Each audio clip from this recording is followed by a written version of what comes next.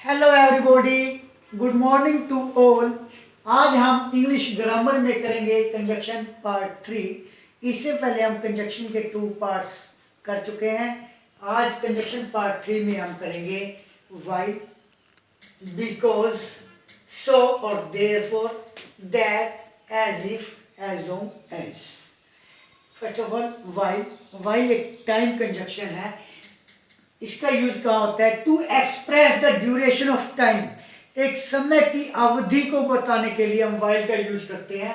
For example, while the clouds were thundering the frogs were croaking. जब बादल गरज रहे थे, मेंढक टरटरा रहे थे।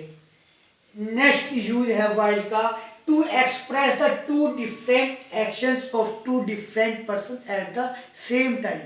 उसी समय यानी एक ही समय में दो अलग अलग व्यक्तियों के अलग अलग कार्य का वर्णन करने के लिए। For example, some man were going to the fair while others were coming back. कुछ लोग मेले में जा रहे थे जबकि कुछ लोग मेले से वापिस आ रहे थे। दोनों में पास्ट कॉन्टिन्यूअस है, वर गोइंग और वर कमिंग। एक ही टाइम है, अलग अलग व्यक्ति है, कुछ लोग आ रहे थे और कुछ लोग जा रहे थे।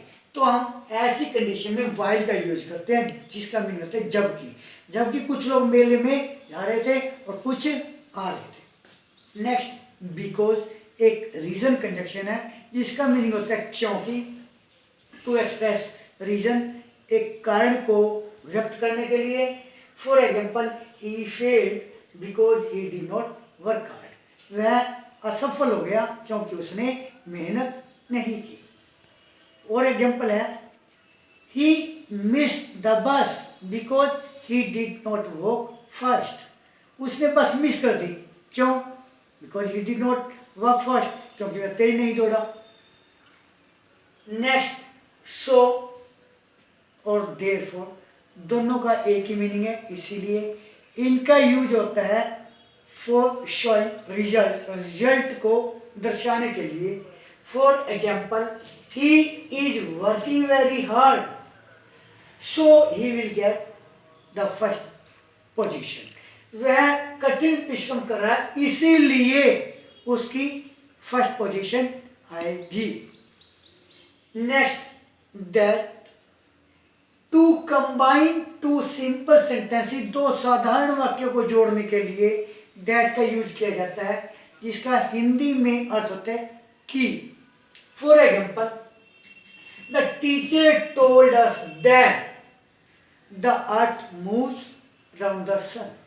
अध्यापक ने हमें बताया कि धरती सूर्य के चारों ओर चक्कर लगाती है। नेक्स्ट, एज इफ का हिंदी मीनिंग होता है मानो। फॉर सुपोजिशन कहाँ यूज किया जाता है? जहां पे कोई कल्पना की जाए, सुपोजिशन किया जाए, माना जाए।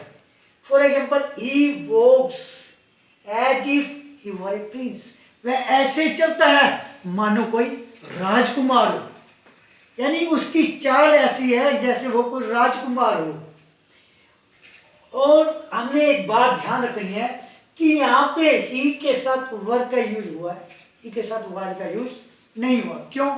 जहाँ पे एज इफ का यूज हो जाता है तो ही के साथ हमने हमेशा वर का यूज करना है, ना कि वाज का यूज करना है, क्योंकि ये सुपोजिशन है। एज इफ लगाएंगे तो हम ही शी इट के साथ वाज का यूज नहीं करेंगे, हमेशा वर्ड एग्री होगा। He walks as if you were a prince, वह ऐसे चलता है मानो कोई राजकुमार। और एग्जाम्पल देता हूं, he talks as if he were a mad. वह ऐसे बातें करता है मानो कोई पागल। ऐसे बहुत एग्जाम्पल है।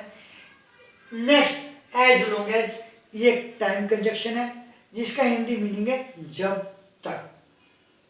To express the time, example, as long as Rohit is on the crease we need not worry.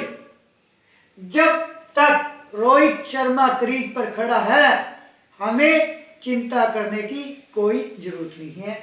Because Rohit is one of the most popular cricketer, the most heater. ये बहुत ही अच्छा क्रिकेटर है। जैसे विराट कोहली है, सचिन तेंदुलकर है, रोहित शर्मा है। अब सचिन तेंदुलकर का जमाना जा चुका, अब रोहित शर्मा है, विराट कोहली है, पंत है एंड सो बहुत अच्छे खिलाड़ी हैं। इरफान पठान है, बहुत अच्छा होता था। और सहवाग एक धुएंधार बल्लेबाज होता था। इसी प्रकार रोहित शर्मा बहुत ही अच्छा खिलाड़ी है। जब तक सहवाग जैसे खिलाड़ी, रोहित शर्मा जैसे खिलाड़ी क्रीज पर खड़े हैं तो भारतीयों को चिंता करने की जरूरत ही नहीं है, अकेले ही मैच जिताने की हिम्मत रखते हैं। Thank you guys.